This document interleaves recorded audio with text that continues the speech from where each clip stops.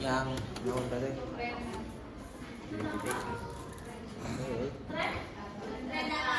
Dengan kemudian. Nah, selanjutnya kita akan melanjutkan dari materi yang kemarin. Itu ada metode kuadrat terkecil.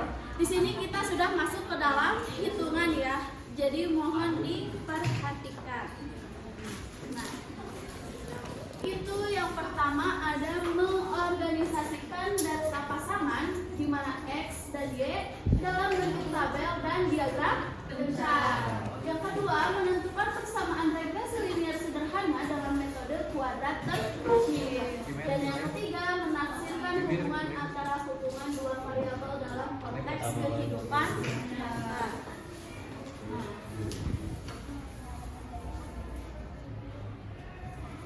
Itu garis lurus yang kemarin yang kita gambarkan sebagai base fit. Nah, garis lurus itu akan memberikan deskripsi terbaik mengenai hubungan antara variabel independen dan variabel dependen.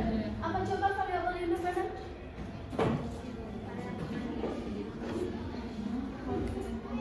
Coba udah beberapa kali itu mas bivariat yang berapa variabel apa coba? Sungguhnya kita juga akan mempelajari tentang tujuan dari metode kuadrat terkecil, di mana metode umum untuk menempatkan garis lurus ke dalam data-data hasil observasi disebut sebagai metode kuadrat terkecil. Nah, berdasarkan namanya, maka menggunakan operasi kuadrat yang tujuannya adalah untuk menemukan suatu nilai terkecil. Jadi kita menggunakan coba perhatikan gambar dari regresi dan residu. Di sini ada data apa ini namanya? Data bivariat, di mana di sini ada X, Y. Di sini juga ada garis apa itu? Jumlah nilai mutlak residu, namun harus menggunakan konsep jumlah kuadrat dari nilai residu. Nah, konsep kuadrat dari nilai residu ini dapat memberikan karakteristik untuk membedakan setiap garis regresi yang mungkin terbentuk dari suatu kumpulan data yang tidak dapat diberikan oleh jumlah nilai mutlak dari residu. Nah, ini dibaca apa tadi? Nah, di sini ada rumus utopis sama dengan A ditambah B dikali X.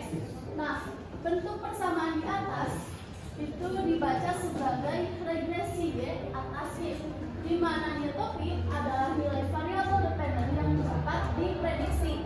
Nah, di mana X-nya itu adalah nilai variabel independen, A-nya itu adalah titik potong sumbu Y, dan B-nya itu adalah garis dari regresi. Dua jenis jumlah kuadrat variabel yang akan digunakan dan disingkat menjadi SS. Nah, yang merupakan singkatan dari sum of the square yang berarti jumlah kuadrat. Nah, di sini rumusnya ada dua. Yang pertama, jumlah kuadrat selisih variabel independen X terhadap rata-ratanya dan variabel dependen Y terhadap rata-ratanya. Nah, di mana rumusnya itu ada SS, jumlah kuadrat selisih variabel independen X terhadap rata-ratanya. Nah, di mana rumusnya itu SXX sama dengan sigma X dikurangi X bar dikali dengan X dikurangi X bar. Berarti ini rumusnya sama kan ya? X dikurangi X bar dikalikan X dikurangi X bar. Nah, atau bisa ditulis juga sebagai sigma X dikurangi X bar dikuadratkan. Nah, maka rumus untuk mempersingkat rumus itu menggunakan yang bawah, di mana SSXX sama dengan sigma X kuadrat dikurangi dengan sigma X dikuadratkan dibagi dengan N, di mana N itu adalah jumlah dari data. Nah, ibu lanjutkan ya.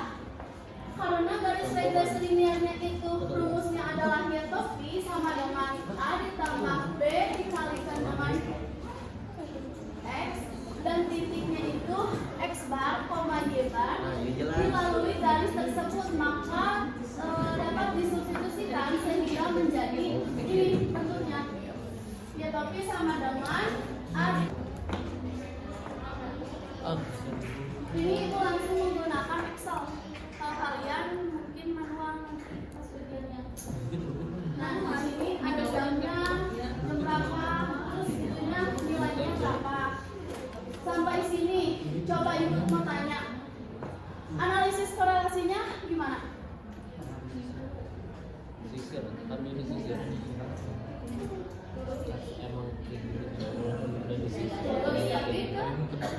Informasi dari 12 siswa, pasti ada 12 data diva pria.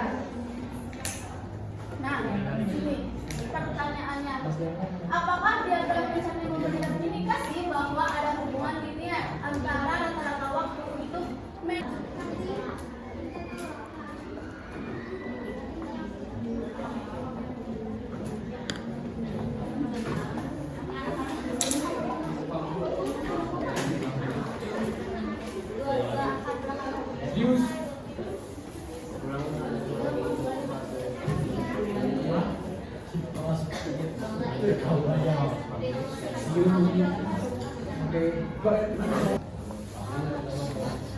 X-bar itu kan nilai rata-rata X-nya.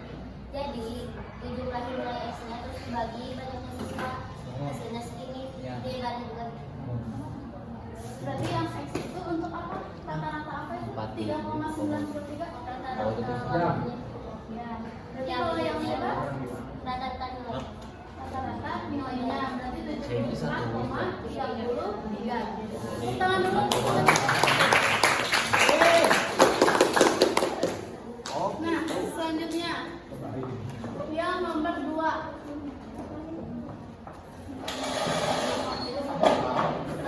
Nomor 2 itu hitunglah nilai dari SSXY dan SSXX. Itu tadi rumusnya udah ada. Ada yang mau coba nggak? Sigma X, Ya. So. Sigma X, Sigma Y Nih, dibagi rumusnya tulis. Fahri, Bu. Nah,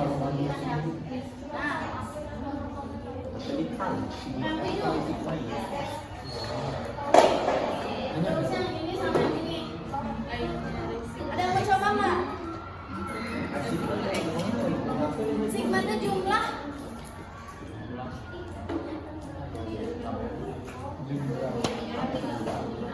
jumlahnya paling juga terus bisa Di sini kita udah dapat apa aja ini? Apa? Sigma X dibagi dengan dari sini kita udah dapat apa? Dibagi dengan. Nah, coba tinggal masukin ke rumusnya. Sigma XY.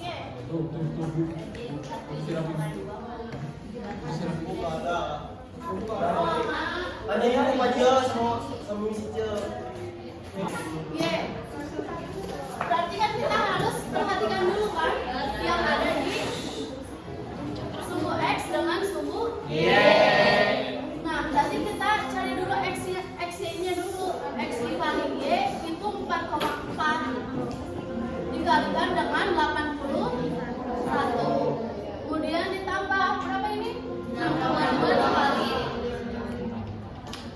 dikali berapa? 55 ditambah ini berapa? 4,2 dikali berapa? 78. Coba ditambah sampai 3,5 dikalikan 84. Kemudian misalkan 4,4 dikali 81 hasilnya segini. Coba hitung, betul nggak? Terus X kuadrat itu didapat dari mana? 4,4 dikali dengan 4,4. Terus 38,44 itu hasilnya dari mana? Berarti setelah kita dapat semua datanya, kita bagi Sigma X, terus ini Sigma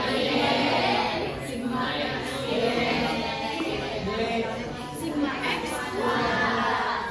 Nah, sampai sini ada yang mau coba untuk solusikan ke rumusnya nggak?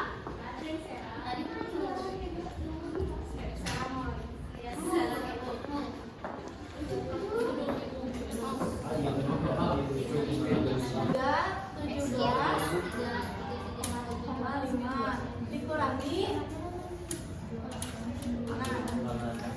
Sigma X-nya berapa? Ya, 47,2. Jadi kalau ya,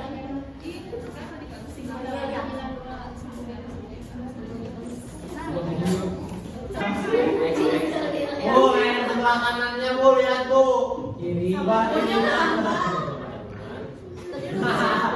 Sigma X. Tadi itu apa tadi? Sigma Sigma X kuadrat X kuadrat X kuadrat Dua. dikurangi apa? Enggak. Coming from.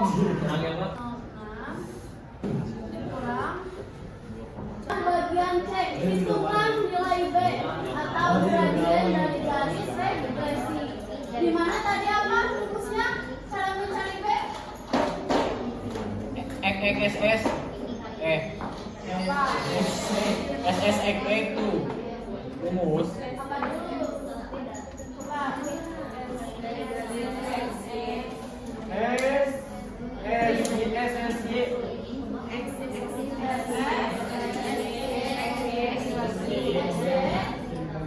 Dibagi dengan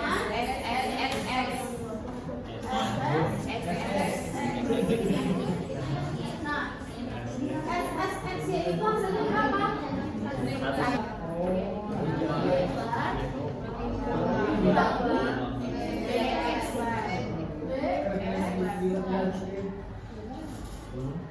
Baca tadi berapa?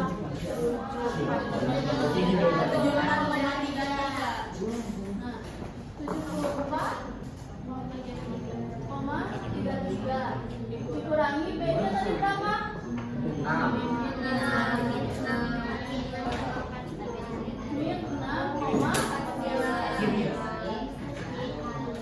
X-nya berapa? X-nya berapa tadi? 3,93. Nah, berarti 74 dikurangi 74,33 kesamaan garis regresi dengan menggunakan hasil dari poin C.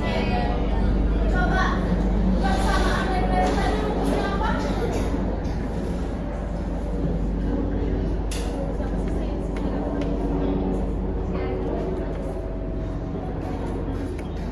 Persamaan regresi. tiga bom minyak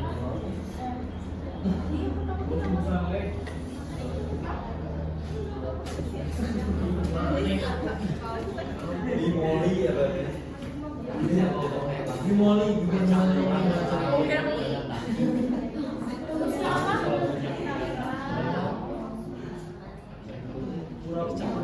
Dia topi sama dengan persamaan regresi. A plus B.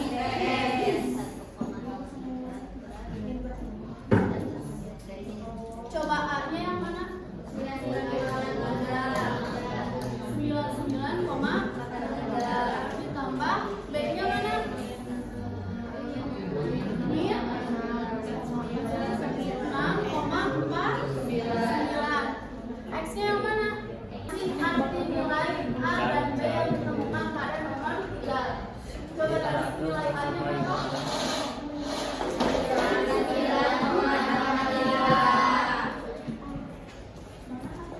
Ini apa? Berarti ini artinya apa?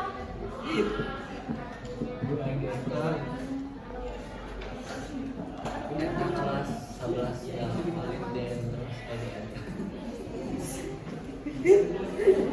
Kalau dalam sehari kita tidak mengakses internet, maka nilainya akan bertambah sebanyak 99,83. Sebaliknya kalau yang B, kalau misalkan kita mengakses internet dalam waktu mungkin 1 jam, nah itu akan turun sebentar hasil yang ditemukan. Coba ibu mau satu lagi untuk ke depan.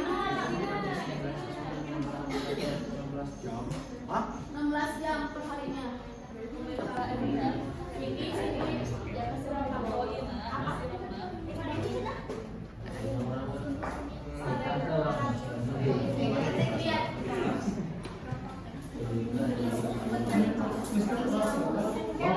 Terus ini dijumlahi 6,9 dikali 16 hasilnya 103,84. Nah, jadi dikurangi dengan hasil yang ini. Dan hasilnya min 4,0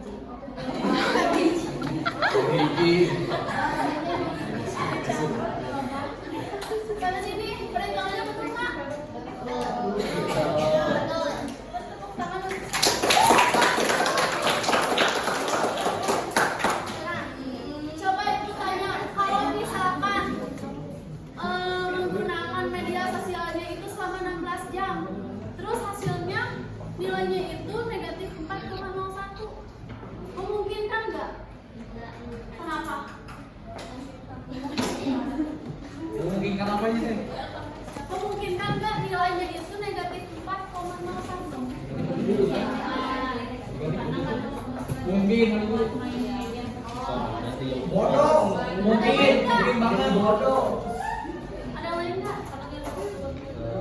karena Memungkinkan nggak